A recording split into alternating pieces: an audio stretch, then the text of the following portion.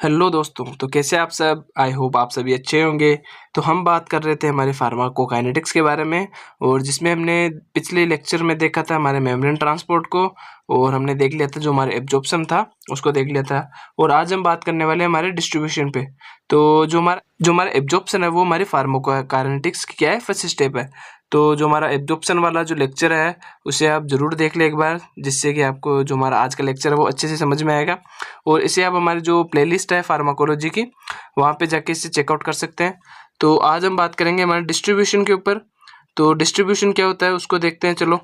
तो डिस्ट्रीब्यूशन का हमें सिंपल सा मतलब पता है कि डिस्ट्रीब्यूशन का मतलब होता है कि किसी भी चीज़ को डिस्ट्रीब्यूट करना, यानी फैलना। तो डिस्ट्रीब्यूशन का हमारे फार्माकोलॉजी में, हमारे फार्माकोकाइनेटिक्स में मतलब है कि जो हमारी ड्रग है उसका हमारी बॉडी में किस प्रकार से डिस्ट्रीब्यूशन होता है, वो हमारी बॉडी में किस प्रकार से फैलती है, उसे हम इसमें देखेंगे। तो हमने देखा था कि एब्जॉर्प्शन के बाद हमारी जो ड्रग थी, उसका ड्रग का एब्जॉर्प्शन तो हो गया। अब एब्जॉर्प्शन होने के बाद जो हमारी ड्रग है वो हमारी सिस्टमिक सर्कुलेशन में आएगी, और सिस्टमिक सर्कुलेशन के थ्रू हमारी पूरी बॉडी में वो क्या करेगी, फैलेगी। तो जो हमारा ड्रग डिस्ट्रीब्यूशन है वो क्या होता है, the distribution refer to the process, यानी एक ऐसी प्रोसेस होती है जिसमें क्या होता है कि जो हमारी ड्रग या जो भी हमारा सब्सटेंस है वो हमारे ब्लड स्ट्रीम में आएगा, और वो हमारे टिश्यू और कई प्रकार के जो भी हमारी बॉडी में ऑर्गन है उनके पास वो जाएगा।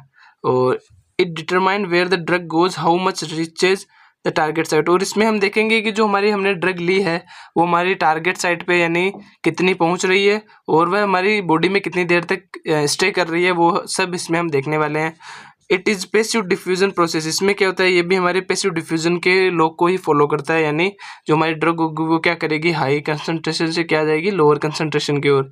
यानी जहाँ पे जो हमारी ड्रग है उसकी कंसंट्रेशन हाई होगी, वहाँ से हमारी जो लोअर कंसंट्रेशन है उसकी तरफ वो हमारी ड्रग मूव करेगी। इसको हम यहाँ पे देखेंगे तो हमें बेटर समझ में आएगा। जैसे कि हमने देखा था कि जो हमारी ड्रग थी वो हमारी ब्लड स्ट्रीम में क्या हो रही थी, एब्जॉर्ब हो रही थी। और एब्जॉर्ब होने के बाद जो हमारी ड्रग थी वो कहाँ पे जा रही थी, वो हमारे जो भी ऑर्गन वगैरह थे और जो भी हमारे सेल्स वगैरह थे वहाँ पे क्या हो रही थी, वो डिस्ट्रीब्यूट हो रही थी। तो कभी कभार हमें क्या देखने को मिलता है, जो हमारी ड्रग है वापस यहाँ से यहाँ पे चली जाती है। तो जो हमारी रिवर्सिबल प्रोसेस का मतलब यही है कि कभी कभार जो हमारी ड्रग होती है वो ऑर्गन से वापस जो हमारी ब्लड स्ट्रीम है उसके अंदर चली जाती है, तो इसे हम रिवर्सिबल प्रोसेस भी बोलते हैं। तो डिस्ट्रीब्यूशन का सिंपल सा मतलब यही है, आपको समझ में आ गया होगा। यानी जो भी हमारी ड्रग थी जब वो एब्जॉर्ब होकर हमारी ब्लड स्ट्रीम में आई, तो वहाँ से ब्लड स्ट्रीम के थ्रू जो भी हमारे ऑर्गन हो गए, जो भी हमारी सेल हो गई, वहाँ पे वो पहुँचेगी और डिस्ट्रीब्यूशन के थ्रू। बस सब देखते हैं हमारे जो कौन कौन से फैक्टर हैं जो हमारे डिस्ट्रीब्यूशन को अफेक्ट करते हैं, उसकी बात करें। तो जो हमारी डिस्ट्रीब्यूशन है is a very important step of जो हमारे फार्माकोकाइनेटिक्स है उसकी एक बहुत ही इंपॉर्टेंट स्टेप होती है ये, because in which drug reaches to site of action. अगर हमारा डिस्ट्रीब्यूशन नहीं होगा तो जो हमारी ड्रग होगी वो साइट ऑफ एक्शन पे नहीं पहुंच पाएगी। तो ये हमारा डिस्ट्रीब्यूशन क्या है, एक ही बहुत ही इंपॉर्टेंट स्टेप है हमारे फार्माकोकाइनेटिक्स ही। Action then bind with the receptor and give pharmacological action. और जो हमारी ड्रग टारगेट साइट पे पहुंचेगी तभी तो वो रिसेप्टर के साथ बाइंड होगी और अपना जो भी फार्माकोलॉजिकल एक्शन है वो दे पाएगी। अब बात करते हैं हमारे जो भी फैक्टर्स हैं वो कौन कौन से फैक्टर हैं जो हमारे ड्रग मेटाबॉलिज्म को, जो ड्रग के डिस्ट्रीब्यूशन को अफेक्ट करते हैं, उनकी बात करते हैं। तो हम देखेंगे जो हमारा ब्लड फ्लो है वो कैसे अफेक्ट करता है, लिपोफिलिसिटी हो गया हमारी ड्रग की। फिर देखेंगे हमारी जो कैपिलरी परमेबिलिटी है, और देखेंगे प्लाज्मा प्रोटीन बाइंडिंग सम, और देखेंगे और हमारे जो भी और दूसरे जो भी फैक्टर हैं उनको देखेंगे। तो एक एक करके सभी को समझते हैं।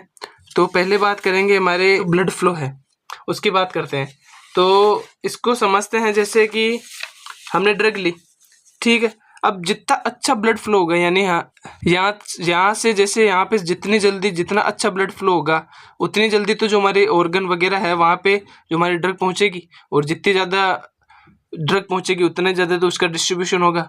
तो जितना अच्छा ब्लड फ्लो होगा उतने अच्छा तो वहाँ पे जो हमारे ऑर्गन वगैरह है वहाँ पे पहुँचेगी। ब्लड फ्लो का यही मतलब है कि कुछ जो हमारे ऑर्गन्स होते हैं वहाँ पे क्या होता है कि जो हमारा ब्लड फ्लो है वो क्या होता है, अच्छा होता है। और कुछ ऑर्गन कैसे होते हैं जहाँ पे हमारा जो ब्लड फ्लो क्या होता है, कम होता है। तो जहाँ पे जो हमारा ब्लड फ्लो अच्छा होगा वहाँ पे तो क्या होगा, जो ड्रग का डिस्ट्रीब्यूशन अच्छा होगा। और जहाँ पे जो हमारे ऑर्गन वगैरह होंगे, सिस्टम वगैरह होंगे, जहाँ पे ब्लड फ्लो अच्छा नहीं होगा वहाँ पे क्या होगा, जो हमारी ड्रग होगी वो कम पहुँचेगी या उसका डिस्ट्रीब्यूशन कम होगा।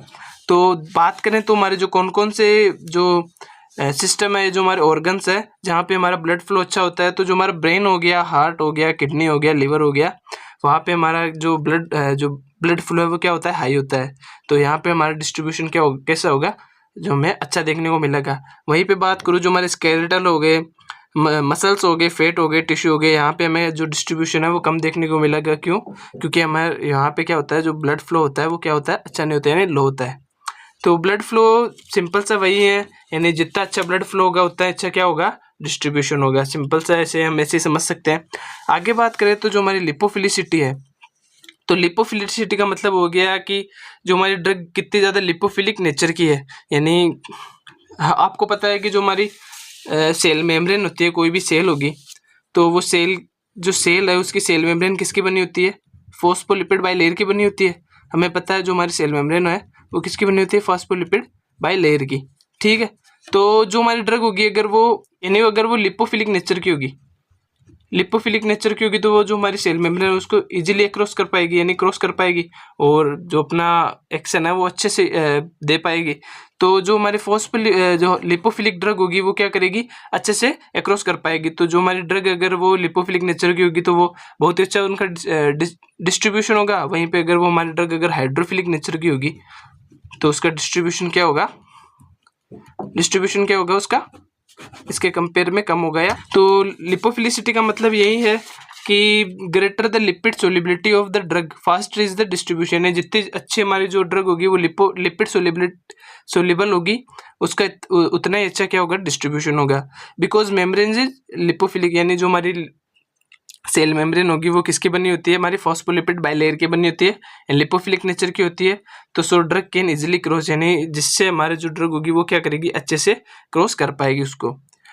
Hydrophilic drug stay mostly in blood, यानी जो हमारी हाइड्रोफिलिक ड्रग होगी वो क्या करेगी, हमारे ब्लड के अंदर ही रहेगी, क्योंकि जो हमारी सेल है उसको वो क्रॉस नहीं कर पाएगी।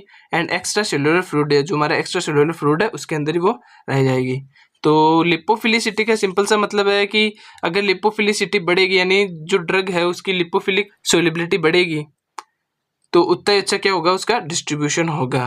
ठीक है, अब आगे बात करते हैं, जो हमारा थर्ड फैक्टर है उसकी बात करें, जो कि है हमारा कैपिलरी परमेबिलिटी। तो इसका मतलब हो गया है कि जो हमारी ड्रग है वो हमारी कैपिलरीज को कितने अच्छे से क्रॉस कर पा रही है, वो उसकी परमेबिलिटी कितनी अच्छी है। यानी जितनी अच्छी जो हमारी ड्रग है वो परमेबल होगी, उतना अच्छा क्या होगा, उसका डिस्ट्रीब्यूशन हमें देखने को मिलता है। तो ये हमारा किस पे डिपेंड करता है, ये हमारे जो भी फिजियोलॉजिकल बैरियर है उसके ऊपर भी डिपेंड करता है। तो जो हमारे फिजियोलॉजिकल बैरियर है उनकी बात करूँ तो जो हमारा पहला हो गया ब्लड ब्रेन बैरियर, यानी जो हमारे ब्रेन में जो बैरियर मौजूद होता है, जो हमारा ब्लड ब्रेन बैरियर है वो क्या करता है, यानी वहाँ पे क्या होता है, जो द कैपिलरी एंडोथेलियल सेल्स, यानी जो हमारी एंडोथेलियल सेल्स होती है हमारी ब्रेन की, उनमें क्या होता है, टाइट जंक्शन होते हैं। ठीक है, एंड लेग स्पेस, यानी उनके बीच में क्या होता है, जो स्पेस होता है वो क्या होता है, कम होता है। तो जैसे यहाँ पे देखूँ तो जो हमारी एक हो गई हमारी ब्रेन कैपिलरी हो गई, ठीक है, और एक जो हमारी नॉर्मल कैपिलरी हो गई, जो हमारे लीवर वगैरह की कोई सी भी कैपिलरी मान लो। तो यहाँ पे क्या होता है, जो हमारे जंक्शन मौजूद होते हैं, यहाँ पे जो जंक्शन प्रेजेंट होते हैं, तो इनके बीच में जो हमारे नॉर्मल कैपिलरी है वहाँ पे बात करूँ तो इनके बीच में क्या होता है, हमें पोर्स देखने को मिलते हैं, यानी गैप देखने को मिलते हैं। तो उसके थ्रू हमारी जो भी लिपिड सोल्यूबल ड्रग होगी तो वो क्या करेगी, इजीली यहाँ से क्रॉस करके जो हमारे सेल है उसके अंदर चली जाएगी। लेकिन वहीं पे जो अगर मैं ब्रेन सेल्स की बात करूँ तो उनके ऊपर क्या होते हैं, टाइट जंक्शन प्रेजेंट होते हैं। तो जिनके बीच में क्या होता है, स्पेस क्या होता है, कम होता है। तो जो हमारी ड्रग होगी वो इजीली क्या होते हैं, उसे क्रॉस नहीं कर पाएगी, यानी क्रॉस नहीं कर पाएगी और अंदर नहीं जा पाएगी। तो इसका मतलब यही है।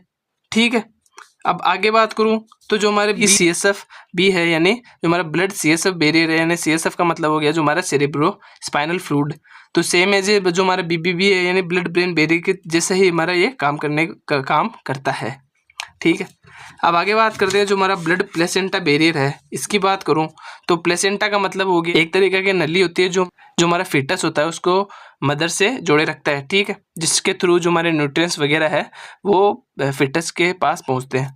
ठीक है, इसमें क्या होता है, जो हमारा प्लेसेंटा होता है वो क्या करता है, it is seen in the pregnancy which protect foetus, यानी जो हमारा ब्लड प्लेसेंटा बैरियर है वो क्या करता है, ये प्रेगनेंसी के टाइम पे हमारे फीटस को क्या करता है, प्रोटेक्ट करता है। यानी जो भी हमारी ड्रग होती है वो उसके पास पहुंचने नहीं देता है। यानी जो हमारा ब्लड प्लेसेंटा बैरियर है वो जो भी कोई भी ड्रग अगर मदर ले रही है तो उसका जो भी पार्ट है वो बच्चे तक पहुंचने से रोकता है। ठीक है, it is also lipoidal and allow lipophilic drugs, यानी ये क्या करता है, ये लिपोइडल नेचर का होता है। तो ये क्या करता है, जो भी हमारी लिपोफिलिक नेचर की ड्रग होती है वो जो भी हमारा फिटस है उसके पास वो पहुंचा देता है, जिससे क्या होता है एक हार्मफुल कंडीशन आ सकती है।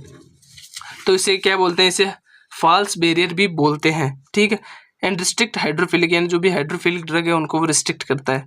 But sometime it not work और drug taken by mother can affected the fitness, यानी और कुछ टाइम पे ऐसा देखा गया है जैसे कि जो भी मदर कोई भी टेबलेट ले रही है तो ये क्या करता है, उसे पास कर देता है, जिसके थ्रू जो हमारा फिटनेस है उसको क्या करता है, वो अफेक्ट कर देता है और उसे हार्म कर सकता है। जैसे एग्जाम्पल से बात करूँ, जो हमारा जो थैलेडोमाइड ड्रग है, तो उसे अगर मदर प्रेगनेंसी के टाइम पे अगर डॉक्टर वगैरह क्या करते हैं, अवॉइड करते हैं। यानी कुछ एक मेडिसिन ऐसी भी हमें देखने को मिलती है जो प्रेगनेंसी के टाइम पे जो हमारे डॉक्टर होते हैं उसे अवॉइड करने की कोशिश करते हैं, जैसे कि हमारी थैलेडोमाइड ड्रग हो गई।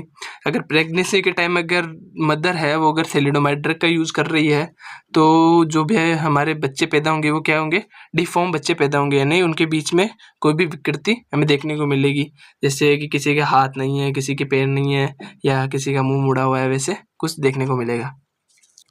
आगे बात करते हैं जो हमारा प्लाज्मा प्रोटीन बाइंडिंग है, इसकी बात करें तो प्लाज्मा प्रोटीन बाइंडिंग का मतलब क्या है कि हमें पता है कि जो भी हमारी ड्रग होगी, जैसे ये हमारी ब्लड स्ट्रीम होगी, तो हमारे ब्लड स्ट्रीम में क्या प्रेजेंट होते हैं, कई प्रकार के जो हमारे प्रोटीन है वो क्या होते हैं, प्रेजेंट होते हैं। जैसे एल्बुमिन हो गया, ग्लोबुलिन हो गया, अल्फा ग्लाइकोप्रोटीन हो गया, इन प्रकार के जो हमारी क्या होते हैं, प्रोटीन हमारे ब्लड में प्रेजेंट होते हैं। तो जब भी हम ड्रग लेंगे तो ड्रग जो हमारी इसमें आएगी, हमारे ब्लड स्ट्रीम में आएगी, तो वो क्या करेगी, इनके साथ क्या करेगी, बाइंड हो जाएगी, ठीक है। और कुछ एक ड्रग ऐसी होगी जो क्या आएगी, फ्री हमारे जो भी हमारे फ्रीली हमारे जो ब्लड स्ट्रीम में घूमती रहेगी। तो जो हमारी फ्री ड्रग होगी, ठीक है, जो हमारी फ्री ड्रग होगी वो क्या करेगी, उनका डिस्ट्रीब्यूशन क्या होगा, अच्छे से हो जाएगा। वहीं पे जो हमारा बाउंड ड्रग होगी वो उनका डिस्ट्रीब्यूशन क्या होगा, अच्छे से नहीं हो पाएगा, यानी कम होगा इसके कंपेयर में। क्यों होगा, क्योंकि ये हमारी फ्री ड्रग है और वहीं पे जो हमारे बाउंड ड्रग है उनकी क्या होगी, जो उनकी साइज है वो क्या होगी, इंक्रीज होगी, ठीक है।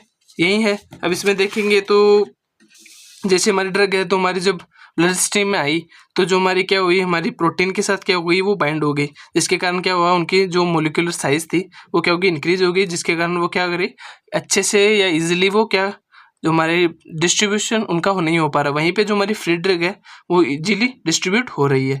अब ऐसा नहीं है कि जो हमारी ड्रग है हम ले रहे हैं तो वो डिस्ट्रीब्यूशन नहीं होगी तो अपना एक्शन कैसे प्रोड्यूस करेगी, लेकिन जब जो हमारी फ्री ड्रग है वो अच्छे से यानी पूरी तरीके से उनका यूज़ हो जाएगा तो बाद में जो हमारी बाउंड ड्रग है वो भी जो भी अपना बॉन्ड है वो तोड़ देगी और अपना एक्शन प्रोड्यूस करेगी।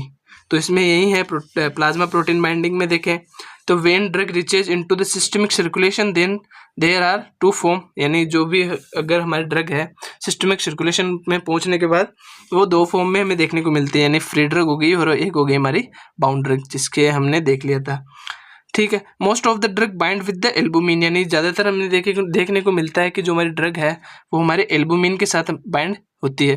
जैसे कि जो हमारी एसिडिक ड्रग है जनरली बाइंड टू एल्बुमिन, यानी जो हमारी एसिडिक ड्रग है वो किसके साथ बाइंड होगी, हमारे एल्बुमिन के साथ। वहीं पे जो हमारी बेसिक ड्रग होगी वो हमारी अल्फा एसिड ग्लाइकोप्रोटीन के साथ क्या होगी, बाइंड करेगी।